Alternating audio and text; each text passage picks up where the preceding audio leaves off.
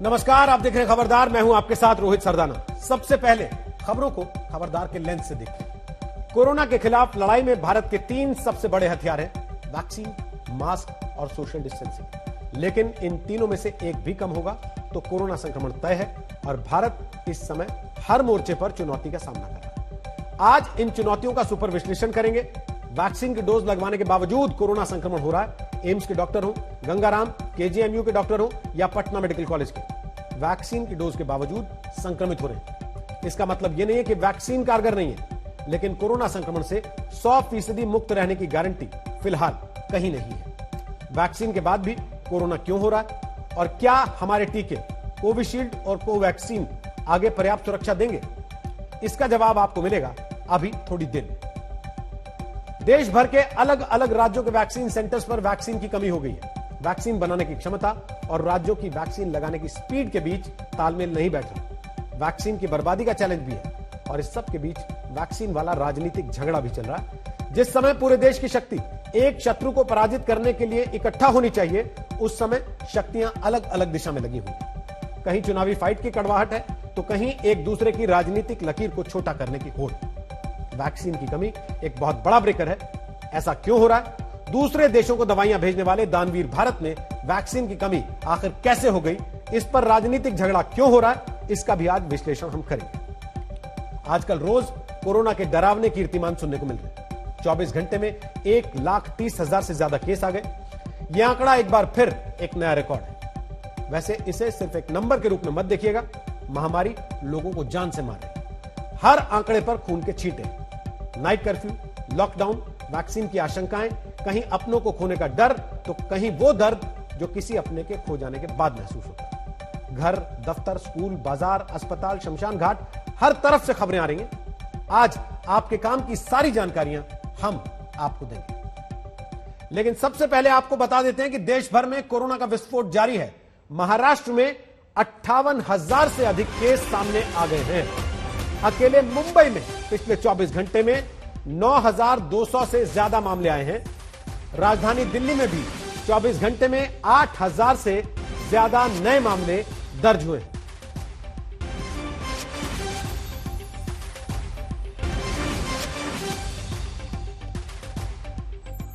उत्तर प्रदेश में भी पिछले 24 घंटे में 9,695 मामले आने से हड़कंप मचा हुआ।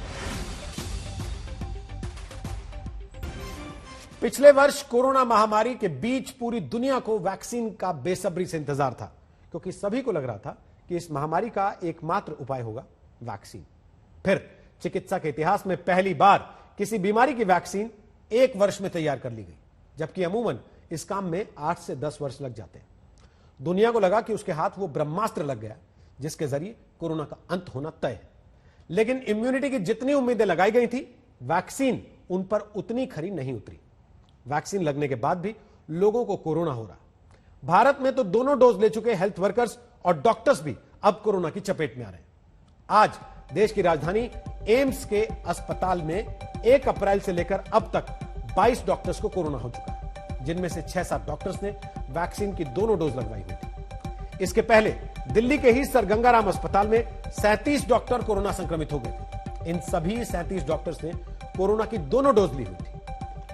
लखनऊ के केजीएमयू में 40 डॉक्टर्स कोरोना संक्रमित हो गए हैं, जिनमें कुलपति डॉक्टर वीके पुरी भी शामिल हैं। ये सभी डॉक्टर्स भी कोरोना वैक्सीन की दोनों डोज ले चुके थे। इसके अलावा बिहार में भी वैक्सीन लगवाने के बावजूद 26 डॉक्टर्स को कोरोना संक्रमण की पुष्टि हुई थी। इनमें से 9 डॉक्टर अकेले पटना मेडिकल कॉलेज से। सिर्फ डॉक्टर और स्वास्थ्यकर्मी ही नहीं, बल्कि आम लोग भी कोरोना वैक्सीन की दोनों डोज लेने के बाद कोरोना पॉजिटिव हो रहे हैं। इसके बाद लोगों के मन में यह सवाल है कि वैक्सीन लगवाने के बाद भी संक्रमण नहीं होगा, इसकी गारंटी क्यों नहीं है? और अगर गारंटी नहीं है तो फिर वैक्सीन लगवाने का फायदा क्या है? हमने कई डॉक्टरों से बातचीत की और मेडिकल रिसर्च के आधार पर एक रिपोर्ट तैयार की है, जिसमें वैक्सीन को लेकर आपके मन में उठ रहे हर सवाल का जवाब हमने देने की कोशिश की है।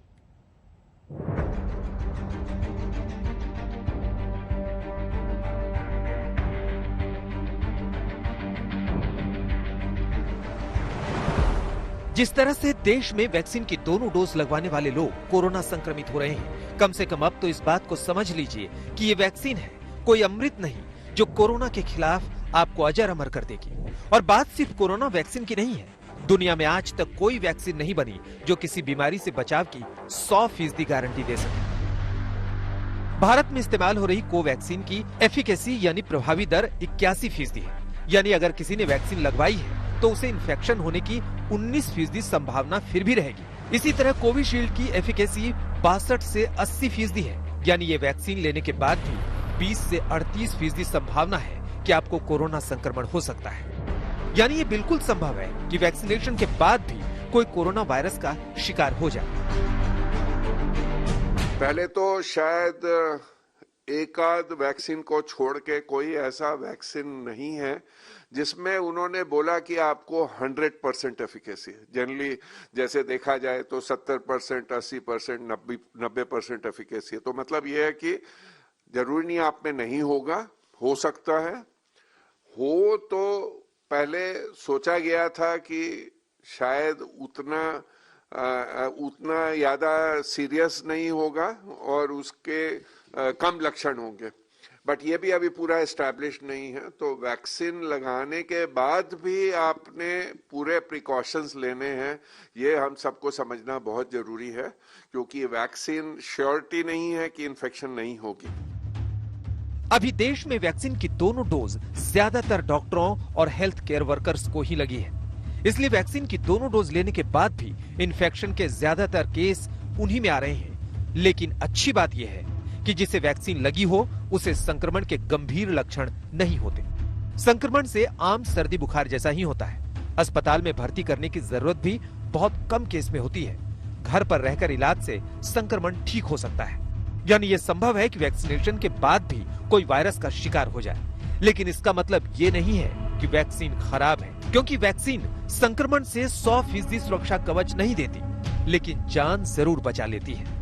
कुछ टाइम में देखा गया काफी डॉक्टर्स को इन्फेक्शन हुआ है और एक जनरल पब्लिक में एक धारणा बन रही है कि अगर हम वैक्सीन लगवा भी लें तो क्या फायदा, हमें तो वैक्सीन इन्फेक्शन होने के चांसेस फिर भी हैं। बेस्ड ऑन द स्टडीज अगर हम साउथ अफ्रीकन स्ट्रेन को छोड़ दें, बाकी के अगेंस्ट ये वैक्सीन अभी भी कारगर है। मैं एस्ट्राजेनिका की कोविशील्ड की बात कर रहा हूँ। सीवियर डिजीज को प्रिवेंट करने की इसकी एफिकेसी काफी ज्यादा है। इस वैक्सीन के लगाने के बाद लोगों को इन्फेक्शन हुए हैं, क्योंकि लोगों को कॉन्फिडेंस मिला कि शायद अब नहीं होंगे इन्फेक्शन। लोगों ने अपने मास्क वगैरह कम यूज करे, बट इन्फेक्शन होने के बावजूद भी हाई रिस्क केसेस में भी उनको सीवियर इन्फेक्शन कम हुआ है।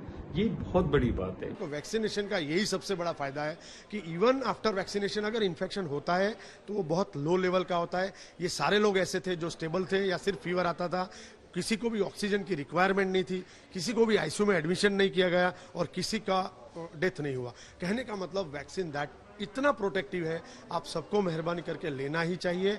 जब भी आपका टर्न आए वैक्सीन ले लीजिए, वो सुरक्षित है और वो आपको आईसीयू में से जाने से तो 100% बचा सकता है। हमारे देश में वैक्सीनेशन के बाद भी कोरोना संक्रमण की एक बड़ी वजह यह है कि लोग वैक्सीन लगवाने के बाद लापरवाह हो जाते हैं और खुद को इम्यून समझ लेते हैं, जबकि वैक्सीन को आपके शरीर में एंटीबॉडी बनाने में वक्त लगता है। वैक्सीन की पहली डोज लेने के बाद 2 से 3 हफ्तों में इम्यूनिटी डेवलप होना शुरू होती है और फिर 4 से 5 हफ्ते तक इम्यूनिटी कमजोर होने लगती है, जिसे बूस्ट करने यानी बढ़ाने के लिए वैक्सीन की दूसरी डोज लगती है। दूसरी डोज लगने के कम से कम 14 दिन बाद शरीर में इतनी एंटीबॉडी तैयार होती है जो कोरोना संक्रमण से बचा सके। यानी पहली डोज लेने के 1.5 से 2 महीने बाद शरीर में कोरोना वायरस के लड़ने वाले एंटीबॉडी बनते हैं। लेकिन लोग हैं कि वैक्सीन लगवाने के बाद इतने लापरवाह हो जाते हैं कि खुद को भी खतरे में डालते हैं और दूसरों को भी। वैक्सीन लगने के बाद हमें पूरे एहतियात बरतने, मास्क का प्रयोग करना है, हैंड वॉशिंग करनी है, सैनिटाइजेशन करते रहना है, 2 गज की दूरी मेंटेन रखनी है। मतलब ऐसा नहीं सोचना चाहिए कि अब वैक्सीन लग गई तो हमारे आसपास कोई सुरक्षा कवच आ गया है। ऐसी कोई नहीं, सुरक्षा कवच नहीं। सुरक्षा कवच जो है वो आपको अपने साथ मेंटेन रखना है और कभी कोई परेशानी हो तो आप टेस्ट कराएं और डॉक्टर को दिखा करके उचित इलाज करें। तो वैक्सीन के साथ साथ जिस बात की सबसे ज्यादा जरूरत है वो ये कि वैक्सीन लगवाने के बाद भी लापरवाही नहीं बरतनी है, क्योंकि वैक्सीन लगवाने के बाद हो सकता है कि आपको संक्रमण हो जाए लेकिन कोई लक्षण ना दिखे। ऐसे में होगा ये कि आप तो बच जाएंगे, लेकिन आप ऐसे लोगों को संक्रमित कर सकते हैं जिन्होंने वैक्सीन ना लगवाई हो यानी वैक्सीन के बाद आपको भी कोरोना हो सकता है और आप कोरोना फैला भी सकते हैं। इसलिए एक्सपर्ट्स कहते हैं कि अगर आप वैक्सीन लगवाने के पात्र हैं तो वैक्सीन जरूर लगवाएं, लेकिन वैक्सीन लगवाने के बाद भी कोरोना गाइडलाइंस का पालन करें। दिल्ली से मिलन शर्मा और राम किंकर सिंह के साथ आज तक ब्यूरो। तो ध्यान देने वाली बात यह है कि वैक्सीन आपको संक्रमण से बचाती है, लेकिन इसकी 100% गारंटी नहीं देती। इसलिए आपको वैक्सीन भी लगवानी है और एहतियात भी बरतनी है। वैसे वैक्सीन की सबसे महत्वपूर्ण बात होती है एफिकेसी, जो यह बताती है कि कोई वैक्सीन बीमारी पर कितनी कारगर है। हमारे देश में जो 2 वैक्सीन लगाई जा रही हैं, उनको लेकर अक्सर पूछा जाता है कि कोरोना वायरस के नए वेरिएंट से बचाने में यह वैक्सीन कितनी सक्षम है। तो हमने यह पता करने के लिए कई विशेषज्ञों से बात की। शुरुआती चीनी वेरिएंट पर कोविशील्ड वैक्सीन 60 से 90% तक कारगर पाई गई, जबकि कोवैक्सीन को इस वेरिएंट पर 80% से ज्यादा कारगर बताया गया। ब्रिटिश वेरिएंट पर कोविशील्ड चीनी वेरिएंट जितनी ही कारगर है, जबकि कोवैक्सीन भी ब्रिटिश वेरिएंट के संक्रमण को बेअसर करने के लिए जरूरी एंटीबॉडी पैदा कर सकती है। दक्षिण अफ्रीकी वेरिएंट पर कोविशील्ड की 2 डोज सिर्फ 10.5% तक कारगर है, जबकि कोवैक्सीन को लेकर आईसीएमआर का दावा है कि यह वैक्सीन दक्षिण अफ्रीकी वेरिएंट पर पूरी तरह कारगर है। भारतीय डबल म्यूटेशन वेरिएंट पर कोविशील्ड की प्रभाव क्षमता को लेकर अब तक कोई अध्ययन नहीं हुआ, लेकिन आईसीएमआर के मुताबिक इस म्यूटेशन के खिलाफ कोवैक्सीन कारगर साबित होगी। हालांकि जिस तेजी के साथ कोरोना वायरस खुद में बदलाव कर रहा है, उससे आने वाले वक्त में वैक्सीन कितनी इफेक्टिव रहेगी, इसको लेकर अभी रिसर्च जारी है। स्पष्ट नतीजे आने में अभी वक्त लगेगा। आपने गौर किया होगा कि वैक्सीन की दोनों डोज लेने के बाद डॉक्टर ही सबसे ज्यादा कोरोना संक्रमित हो रहे हैं। इसकी भी वजह है, और वजह यह है कि अभी जितने भी लोगों को कोरोना वैक्सीन की दोनों डोज लग चुकी हैं, उनमें ज्यादातर डॉक्टर्स और हेल्थ वर्कर्स शामिल हैं। इसलिए अभी उन्हीं में कोरोना संक्रमण के केस ज्यादा आ रहे हैं। लेकिन अगर हमने सावधानियां नहीं बरती तो आने वाले वक्त में कोरोना वैक्सीन लगवा चुके आम लोगों में भी संक्रमण के केस आने शुरू हो जाएंगे। यह आशंका खुद उन डॉक्टर से जताई है जो वैक्सीन लगवाने के बाद कोरोना से संक्रमित हो चुके हैं। देखिए, वैक्सीन दोनों वैक्सीन मेरे को लग गई थी एंड सेकेंड वैक्सीन की dose about a month back मेरे को लगी थी। समहाउ आप जानते हैं कोविशील्ड था, कोविशील्ड वैक्सीन थी, एंड अगर देखा जाए तो कहीं ना कहीं ढीलम ढाल जरूर हुई, क्योंकि मैं क्लिनिशियन भी हूँ, मैं यूरोलॉजिस्ट और रीनल ट्रांसप्लांट सर्जन हूँ। तो ओपीडी में मैं जरूर मास्क लगाए रहता था, स्ट्रिक्टनेस रखता था, फिर भी जो मरीज आते थे कई बार उनको समझाना पड़ता था, भाई मास्क ऊपर करके बात करो, सब करो। तो कहीं ना कहीं तो देखिए भूल चूक हुई कि आई गॉट इन्फेक्टेड।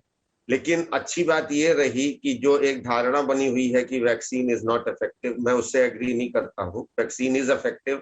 जैसे अभी डॉक्टर साहब ने पहले कहा कि जो सीवियरिटी ऑफ सिम्टम्स कम रहे, मुझे भी जो सिम्टम्स आए थे वो बॉडी एक, मैलेज और गला खराब हुआ, जिसमें मैं फिर पॉजिटिव आया और आज मेरा 8वां दिन है, मैं घर पे ही क्वारंटाइन हुआ, आई एम इम्प्रूविंग एंड कल मैं अब अपनी जांच कराऊंगा और हो सकता है नेगेटिव भी निकलूं। कि मेरे को दो डोज लगे हुए करीब 35 दिन हो चुके थे। उसके बाद मेरे को कोरोना से मैं संक्रमित हुआ और दोनों डोज लगने के पश्चात जब मुझे कोरोना हुआ तो मुझे पहले 2 दिन हल्का सा मामूली बुखार रहा और तीसरे दिन से ही मेरा बुखार जो था पूर्ण रूप से उतर गया और मुझे कोई भी बॉडी एक या इस तरह की कोई भी तकलीफ नहीं रही थी। और मैंने बीमारी के 7वें दिन, मतलब जब मुझे बुखार नहीं आया 4 दिन, तो मैंने पुनः अपना कोविड टेस्ट कराया और मेरा RT-PCR टेस्ट कोविड का नेगेटिव आया। तो मैं चूंकि वैक्सीन लगी थी, ये मेरा ऐसा मानना है कि चूंकि मेरे को वैक्सीन लगी थी इसलिए मेरे अंदर जो एक प्रतिरोधक क्षमता थी बॉडी की वो दुगनी हो गई। एक अपनी नेचुरल इम्यूनिटी थी और एक कोविशील्ड वैक्सीन जो मुझे लगी उसकी वजह से।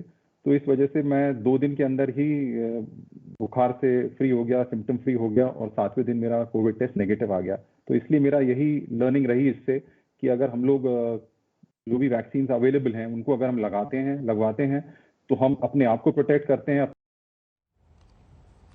अब सवाल यह है कि अचानक इतनी तेजी से संक्रमण फैलने क्यों लगा? क्या इसमें लोगों की लापरवाही के साथ साथ कोई और एंगल भी है? इस सवाल का जवाब है हाँ, एक और एंगल है जिसकी वजह से संक्रमण की स्पीड बहुत बढ़ गई और यह एंगल है वायरस का म्यूटेशन, यानी कि अपना स्वरूप बदलना। हर एक वायरस अपनी संरचना में बदलाव करता है जिसे म्यूटेशन कहा जाता है। और इस म्यूटेशन से कई बार वैक्सीन भी वायरस पर काम नहीं करती। कोरोना वायरस के प्रोटीन में आ रहे बदलाव बहुत खतरनाक संकेत भी रहे। कोरोना के प्रमुख स्ट्रेन कौन से और उनकी ट्रांसमिशन पार क्या है, यह भी देख लीजिए। इनमें से कई स्ट्रेन वैक्सीन के बने बनाए खेल को बिगाड़ने की क्षमता रखते हैं। ओरिजिनल चाइनीज स्ट्रेन दुनिया भर में फैल चुका है। दक्षिण अफ्रीकी स्ट्रेन 50% ज्यादा संक्रामक है, 40 देशों में फैल चुका है। ब्राजील का स्ट्रेन ओरिजिनल वायरस के मुकाबले एंटीबॉडीज को चकमा देने में ज्यादा सक्षम है, यह 21 देशों तक फैल चुका है। ब्रिटिश स्ट्रेन कोरोना की दूसरी लहर का सबसे बड़ा कारण बना। ओरिजिनल चीनी स्ट्रेन से 70% ज्यादा ब्रिटिश स्ट्रेन संक्रामक है और यह 50 देशों में फैल चुका है। भारत का डबल म्यूटेंट स्ट्रेन भी खतरनाक है और इसमें एंटीबॉडीज को चकमा देने की क्षमता है। जब वायरस बदल रहा है तो वैक्सीन में भी बदलाव करने पड़ेंगे। कोविशील्ड और कोवैक्सीन में कितनी जल्दी बदलाव हो सकते हैं, यह भी देख लेते हैं। कोविशील्ड को किसी भी वेरिएंट से लड़ने के लिए तैयार किया जा सकता है। 2021 के अंत के महीनों में एक बूस्टर डोज आ सकती है। कोवैक्सीन को लगभग सभी वेरिएंट्स पर कारगर बताया जा रहा है। हालांकि 2 अप्रैल को भारत बायोटेक को कोवैक्सीन की 2 डोज लगने के 6 महीने के बाद तीसरी डोज लगाने की भी मंजूरी मिल गई है। एक सवाल यह भी पूछा जा रहा है कि भारत में सिर्फ 2 ही वैक्सीन क्यों दी जा रही है? अन्य देशों में लगाई जा रही वैक्सीन को क्या भारत में इस्तेमाल की मंजूरी देने की कोई योजना है? केंद्रीय स्वास्थ्य मंत्री डॉक्टर हर्षवर्धन ने आज तक के साथ सीधी बात में इसको लेकर कई महत्वपूर्ण जानकारियां दी हैं। डॉक्टर हर्षवर्धन के साथ सीधी बात का पूरा एपिसोड आप शनिवार रात 8 बजे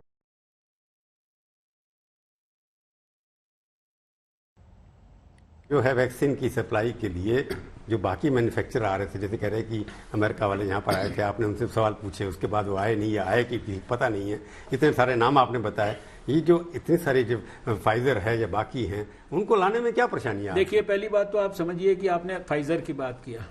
फाइजर ने एक बार यहाँ पर शुरू में अप्लाई किया, लेकिन जब उनको ये बताया गया कि आपको यहाँ पर देखिए, हिंदुस्तान में कोई भी बाहर की चीज आती है तो अपने लोगों के ऊपर इस्तेमाल होने के लिए एक ब्रिजिंग का, जिसे कहते हैं ना कि ट्रायल जो है वो करना जरूरी होता है। जैसे ही उनको ये पता लगा कि वो ट्रायल बहुत थोड़े से सैंपल में होता है, जब उन्हें ये पता लगा कि यहाँ पर ये करना जरूरी है तो उन्होंने अपनी एप्लीकेशन को विड्रॉ कर लिया शुरुआती दौर में ही। आज तक फाइजर ने कोई हमें एप्लीकेशन नहीं दिया, मॉडर्ना ने कोई हमें एप्लीकेशन नहीं दिया किसी तरह की, और बाहर के जो स्पुतनिक है उसकी हमारे पास एप्लीकेशन है। उसको मैं समझता हूँ हफ्ते 10 दिन के अंदर उसको जो है इमरजेंसी यूज ऑथराइजेशन मिलने वाला है। जैसे आपने भारत बायोटेक से 24 घंटे में क्लियरेंस हो गई थी, उनकी भी हो सकती थी। भारत बायोटेक का जब उन्होंने अपने ट्रायल्स को एक एडवांस स्टेज तक पहुंचाया, उसके बाद हमने दिया। आज स्पुतनिक के अगर उस स्टेज में पहुंचे हैं तो आज उनको भी मिल जाएगी।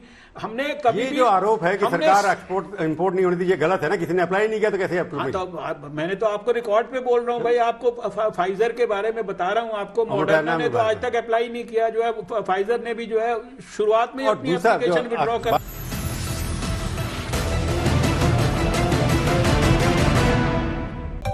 देश के 12 राज्यों में कोरोना के केस तेजी से बढ़ रहे हैं। अस्पतालों में भर्ती हो रहे मरीजों की संख्या 2 गुनी हो गई है। इसलिए जरूरत के मुताबिक लॉकडाउन और नाइट कर्फ्यू के अलावा और भी अहम फैसले लिए जा रहे हैं। महाराष्ट्र लोक सेवा आयोग की परीक्षा टाल दी गई है। छत्तीसगढ़ बोर्ड की 10वीं की परीक्षा स्थगित कर दी गई है। यूपी में सरकारी और निजी संस्थानों में 50% कर्मचारी काम करेंगे। मध्य प्रदेश में अगले 2 दिन तक सभी शहरी इलाकों में लॉकडाउन रहेगा। दिल्ली के सारे स्कूल अगले आदेश तक बंद रहेंगे। दिल्ली के स्कूलों में प्रैक्टिकल एग्जाम भी नहीं होंगे। हरियाणा में 8वीं तक के स्कूल बंद होंगे। बिहार में 18 अप्रैल तक सभी स्कूल कॉलेज बंद हैं। नीतीश सरकार ने धार्मिक संस्थानों को भी बंद करने का फैसला लिया। ओडिशा में मास्क नहीं पहनने पर 2000 रुपए का जुर्माना लगाया गया। ये पाबंदियां हालात को बेकाबू होने से रोकने की कोशिश है। कोरोना के कुचक्र को तोड़ना ही होगा, इसलिए सावधानी बरतना जरूरी है।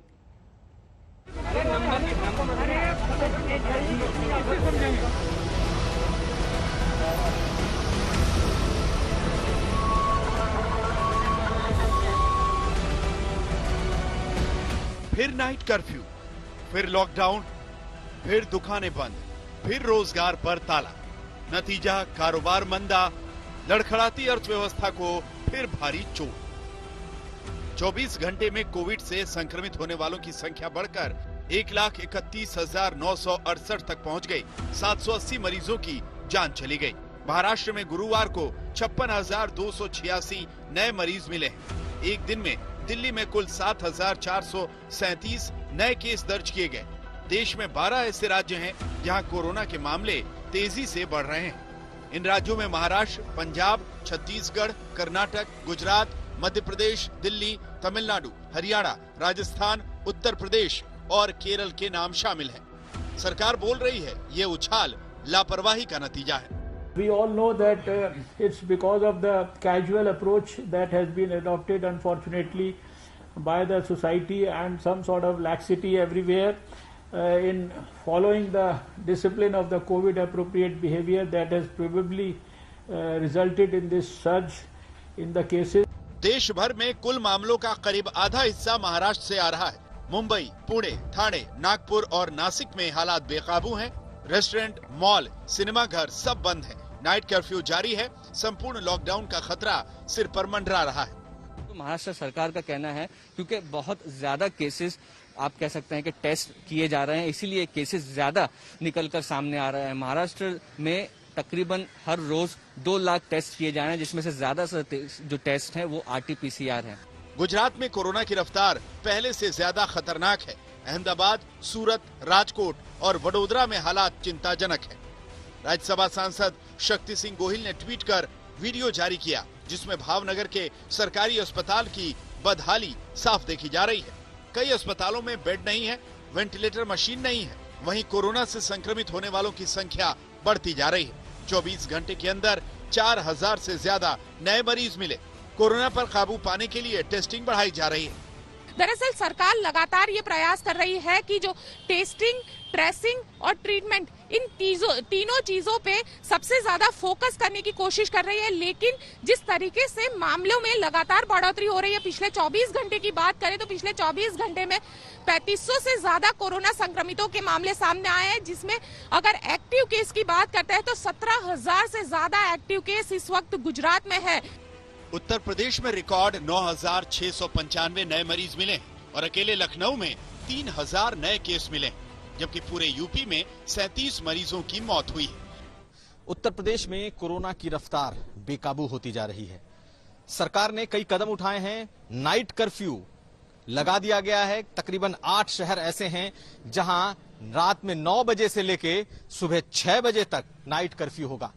सबसे ज्यादा इस वक्त अगर कोई परेशान होगा तो जिनके घरों में शादियां हैं, ऐसे लोग जो शादियों का आयोजन करते हैं, सबसे ज्यादा असर उन पर पड़ने जा रहा है। पढ़ने जा नहीं रहा है, पड़ रहा है, क्योंकि इससे पहले जो हम लोगों की बुकिंग हो चुकी थी, आधी बुकिंग कैंसिल हो गई है।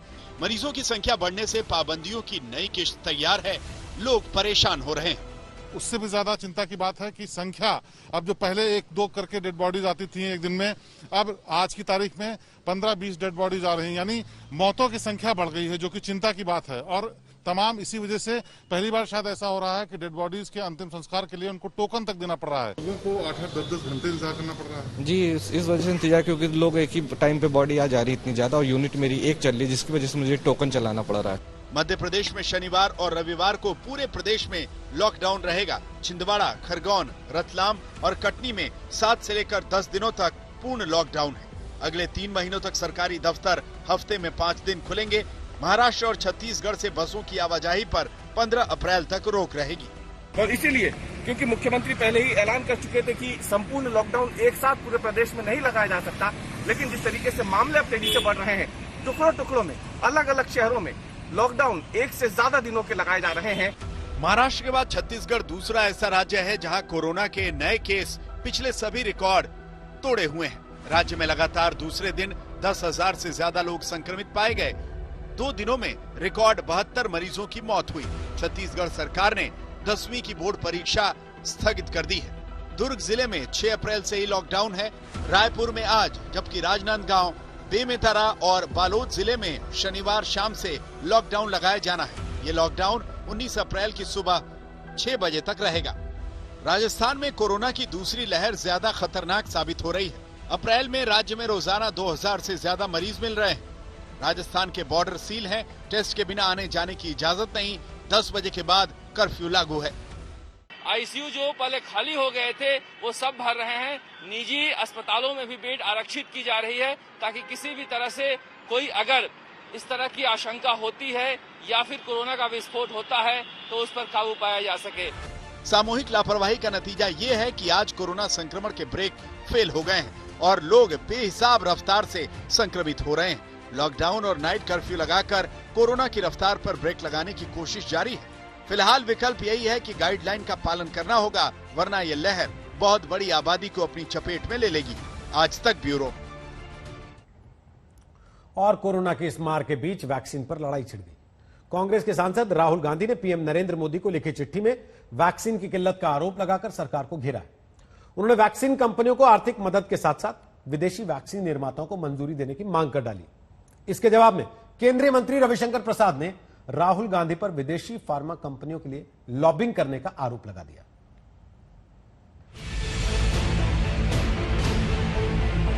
वैक्सीन सेक्टर का वैक्सीन का स्टॉक खत्म हुआ है।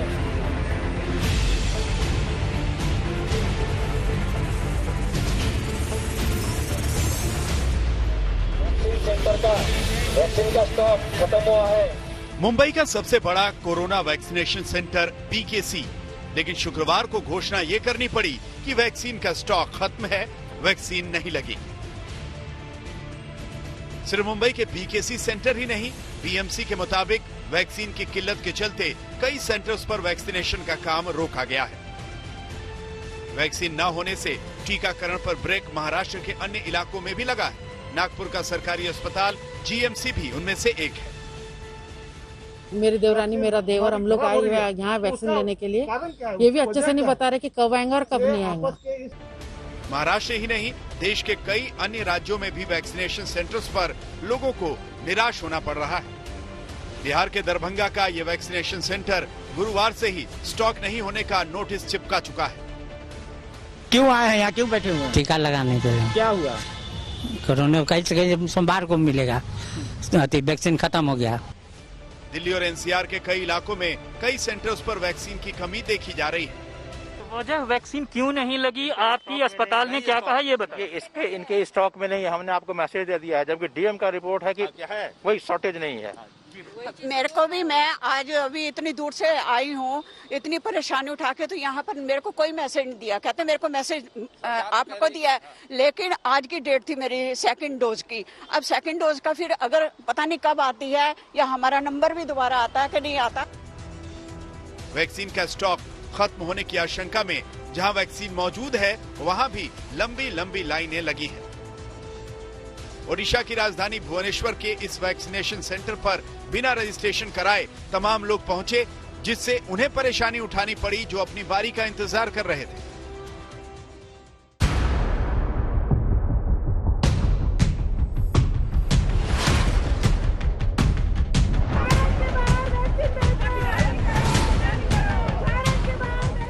वैक्सीन को लेकर मचे इस हंगामे पर राजनीतिक हंगामा मचना ही था।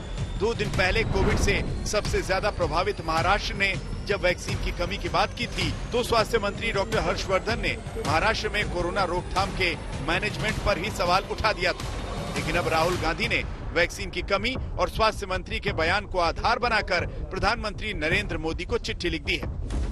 उन्होंने सवाल उठाया कि वैक्सीन की रफ्तार सुस्त क्यों है, वैक्सीन की कमी बताने वाले राज्यों पर निशाना क्यों है, साथ ही जन स्वास्थ्य पर राज्यों के अधिकार में केंद्र की दखल क्यों है। राहुल गांधी ने प्रधानमंत्री को लिखी गई चिट्ठी में 7 मांगे की है। इनमें शामिल है वैक्सीन निर्माण क्षमता बढ़ाने के लिए कंपनियों को वित्तीय मदद देने की मांग, वैक्सीन का निर्यात रोकने की मांग, सभी आयु वर्ग का वैक्सीनेशन कराने का भरोसा देने की मांग और वैक्सीन की खरीद और वितरण में राज्यों की भागीदारी बढ़ाने की मांग। इसका साफ साफ ये मतलब है कि परिस्थितियां अनुकूल नहीं है। जितनी वैक्सीन डोजेज राज्यों को चाहिए वो नहीं मुहैया करवाई जा रही। शायद कई राज्यों को ज्यादा वैक्सीन दी जा रही है बनस्पत बाकी राज्यों के, और क्या ये इत्तेफाक की बात है कि जिन राज्यों को कम वैक्सीन दी जा रही है वो विपक्षी राज्य हैं। इस चीज की एक बहुत गहराई से जांच करने की जरूरत है। हालांकि वैक्सीन को लेकर हो रही तकरार के बीच सरकार का दावा है कि जितनी जरूरत है उतनी वैक्सीन मौजूद है। वैक्सीन कम पड़ रही है, ठीक बात नहीं है। सब राज्यों में वैक्सीन उपलब्ध कराए गए हैं और जितना चाहिए उतना उपलब्ध हो रहा है। स्वास्थ्य मंत्रालय के मुताबिक अब तक 9 करोड़ 80 लाख डोज दी जा चुकी है। स्टॉक और डिलीवरी में 2 करोड़ 40 लाख डोज है। साथ ही 1 crore 90 lakh vaccine dose pipeline में है। We have given 36,91,511 doses. This figure, in fact, in last week we one day even gave 43 lakh doses.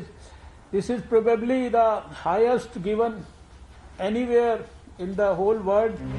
Vaccine की कमी के राहुल गांधी के आरोपों को लेकर सरकार के मंत्रियों की ओर से पलटवार भी हुआ है। केंद्रीय मंत्री रविशंकर प्रसाद ने राहुल पर बड़ा आरोप लगाकर कहा कि पार्ट टाइम नेता के तौर पर नाकाम राहुल अब फुल टाइम लॉबिंग कर रहे हैं। पहले उन्होंने लड़ाकू विमान कंपनियों के लिए लॉबिंग की, अब विदेशी फार्मा कंपनियों के लिए लॉबिंग कर रहे हैं।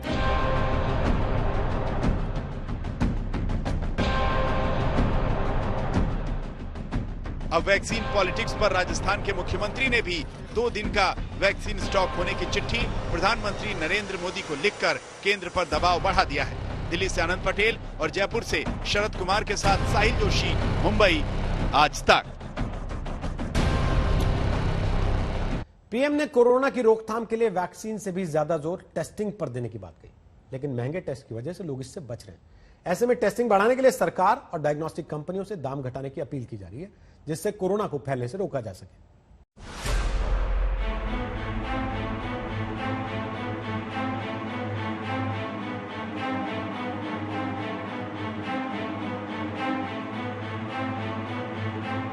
कोरोना को थामने के लिए पीएम ने वैक्सीनेशन के साथ ही टेस्टिंग पर जोर देने के लिए कहा है। उन्होंने कहा कि टेस्ट के बाद ही ट्रीटमेंट मुमकिन है। ऐसे में टेस्टिंग कराने से लोगों को बचना नहीं चाहिए। हम जितना ज्यादा टेस्टिंग करेंगे तो एसिम्प्टोमेटिक जो पेशेंट होगा वो भी ध्यान में आ जाएगा, तो परिवार में होम क्वारंटाइन वगैरह ढंग से कर लेगा। वो परिवार के साथ जैसे नॉर्मल जिंदगी जीता है वो नहीं जिएगा, और इसलिए पूरा परिवार जो आज सब लपेट में आ जाता है उसको हम बचा सकते हैं। और इसलिए हम अभी चर्चा जितनी वैक्सीन की करते हैं उससे ज्यादा चर्चा हमें टेस्टिंग की करने की जरूरत है, बल टेस्टिंग पर देने की जरूरत है। दरअसल वैक्सीन आने के बाद से लापरवाही बढ़ी है और मास्क, सोशल डिस्टेंसिंग और टेस्टिंग को लेकर जो सतर्कता बरती जानी चाहिए वो एकदम गायब है। ऐसे में लक्षण जाहिर होते ही टेस्टिंग कराना अनिवार्य हो जाना चाहिए, लेकिन टेस्टिंग की कीमत भी लोगों को आगे आने से रोक रही है। खासकर जिस तरह से पैथोलॉजी लैब्स का मुनाफा कोरोना काल में बढ़ा है, उसे देखते हुए सरकार और लैब्स को मिलकर कीमतें कम करने की कोशिश करनी चाहिए। टेस्टिंग की जानकारों का मानना है कि अगर सरकार रियायतें मुहैया कराती है तो फिर कोविड-19 की टेस्टिंग सस्ती हो सकती है।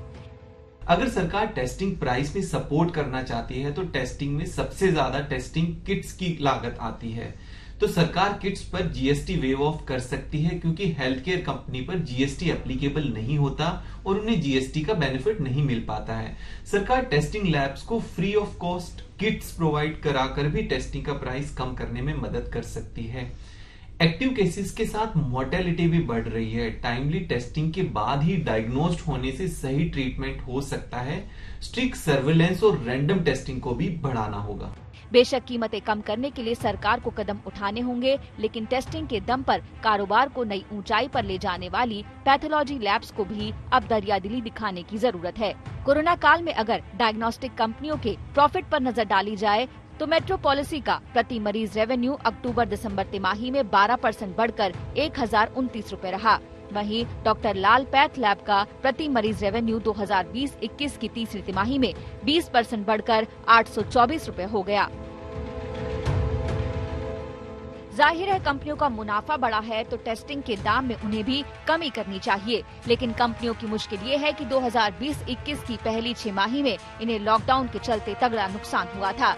ऐसे में इनका दावा है कि दूसरी 6 माही में टेस्टिंग की कीमतों में काफी कमी की गई थी।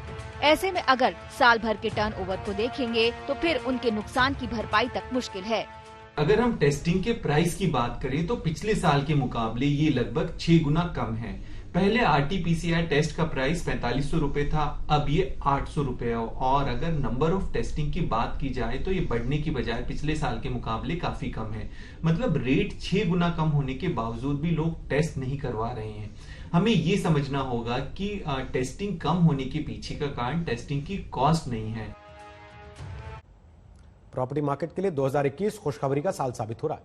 जनवरी से मार्च की तिमाही में ज्यादातर रिसर्च एजेंसियों ने घरों की बिक्री में बढ़ोतरी का दावा किया। प्री कोविड स्तर के पार बिक्री पहुंचने से रियल एस्टेट मार्केट को कोरोना में हुए नुकसान की भरपाई का भरोसा बढ़ गया।